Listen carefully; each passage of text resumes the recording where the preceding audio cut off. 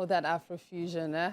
Well, on the show this morning is Lateef Edun, professionally known as Larry, and his Afro reggae band, which boasts an extensive educational background. That's Lateef himself. He holds a master's degree in history and strategic studies from the University of Lagos, complemented by a first degree in history and international studies from the Lagos State University.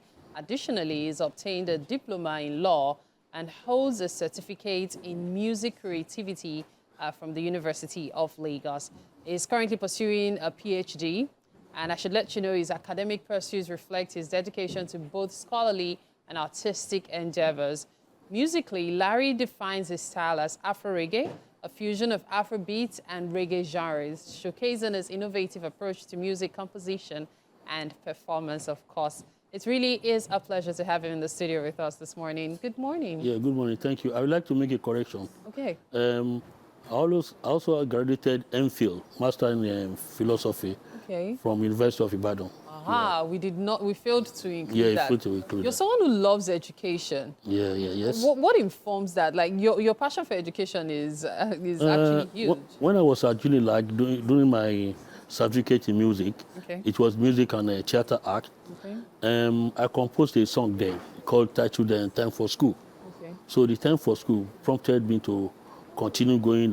Well, if God didn't terminate you, then you just have to continue going if you have the required degree points for you to proceed. Because you not only have your degrees, you have 2 masters, I believe. Yeah, one is higher than the other one. Okay. MPhil is higher than Yeah, and then of course now you're pursuing your doctorate yes, as well. doctorate degree. Wow, that's a lot. So when people see you, they think, oh, this man loves music so much, and then when they get to know you better, they see the other side of you, which is the scholarly part.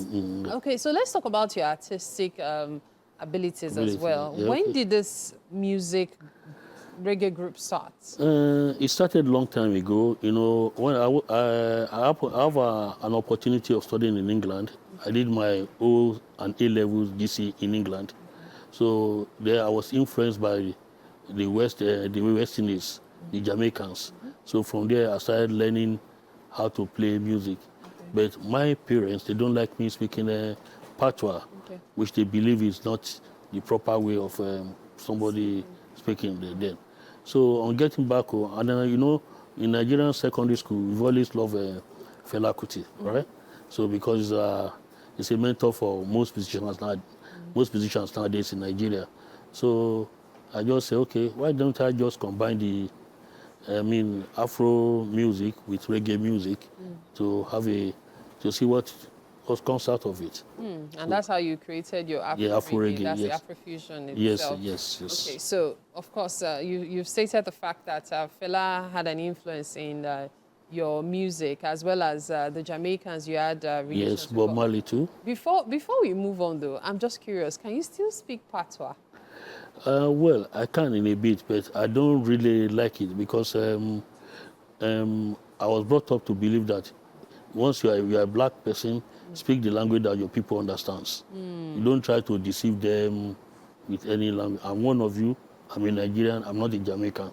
You know, but we are all blacks together. But that doesn't mean I should start learning patois. You don't understand what I mean? Okay, so in what year exactly did you set up your Afro reggae band? It's a long story. It's a long time ago.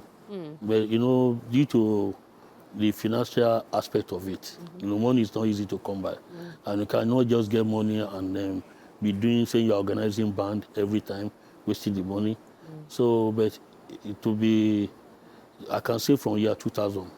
From 2000 Yeah, to yeah, date, 2000, that's yes. 24 years now. Yeah, 24 years since ago, I you can set say. up your band. Yes. Okay, all right. So how were you able to combine your music with your education, considering the fact that you still keep going back to school? Doesn't it affect your studies? No, it doesn't. It's just your wasted time. When you are not studying, you spend it on music instead of gossiping or doing all sorts of rubbish thing up and down. You try and get some knowledge into your head. You read books. You try and know what goes on everywhere, not just music. And book reading is very, very interesting. You know, when you read books, you find it, you discover a lot of things. You discover your new self when you study, when you read books, you know. That's what I found out. All right. So what influence would you say your educational background has had on your music? A lot, a lot. It makes me, before composing music, you have to go deep down to the background. Like if you have any album title, you have to go inside. You have to think of, you know, it has enlarge your scope of thinking. You know that this is how you go by, this is how what you do. And my background of music and theater act from Unilag, it helps a lot because I was brought up by renowned Nigerian musicians, people like Lobami Joko, Dr. Mereni, Lase Kweme, you know, Chinwa, and all those things. You know, all those people, they really make sure that yes, you have something to, you know, you have something at your hand that you can do.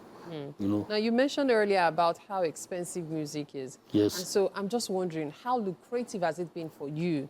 Have you been able to recoup the funds you've invested in it? Well, maybe later I will, but now, right now I have a recording studio, music school, and a rehearsal where I practice my music. But you can't hope to just get your money one time like that. In 24 You know? years? No, it's not like that. It's not done like that now. You can't, but the money is coming in. Like I'm selling my music online, making some money like that and like that. So it will pick gradually. It's picking already. Like I'm known in so many ways, you know, online and by various artists and promoters. So they encourage me to keep going on. Now, you say you do a lot of research Yes. to come up with your songs and all. What else inspires you when you're coming up with your lyrics? I think of my people first. That is in Nigeria. I have to come up with something that is danceable, you know, that people can dance to it. When you are composing your music, if it's not danceable, that means there's no music.